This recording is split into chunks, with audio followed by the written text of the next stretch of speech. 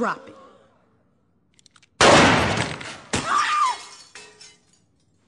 Anyone hit and need a lawyer?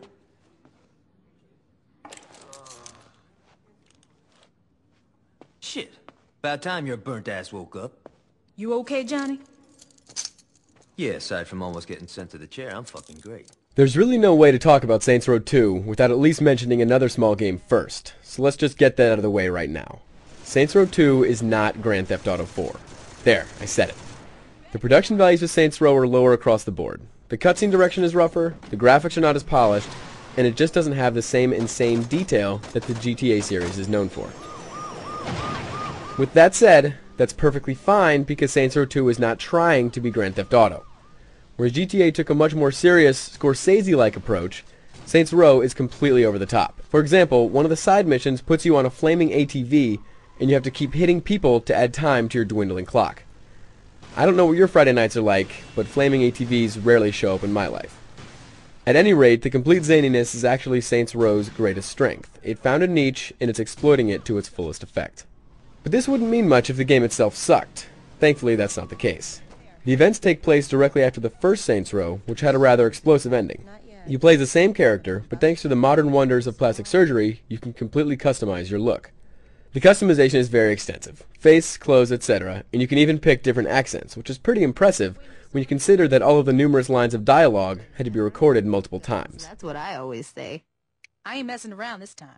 From here on, you try to build up your gang to what it once was by terrorizing 45 neighborhoods and taking on a handful of rival gangs. That is to say, this is a good-sized game.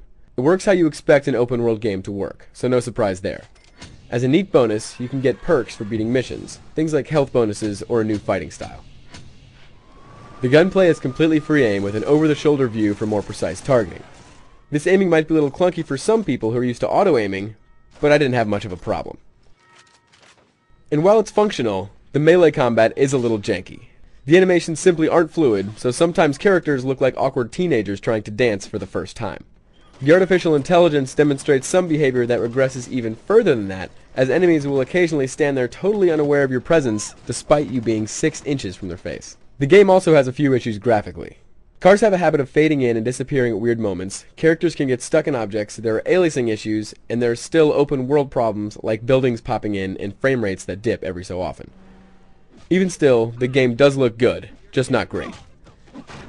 The soundtrack is also very strong. There are 11 different radio stations, and it's a good mix of stuff, including genres like hip-hop, funk, and 80s music. Multiplayer is also a strong point for Saints Row. We've talked about this in the site before, but the entire story is available through co-op online play or through System Link. You can either work together or blow each other away in a couple of different modes. The standard multiplayer is open up to either 8 or 12 players, depending on the mode, and they're all fun. In fact, this entire game is just fun when you get down to it.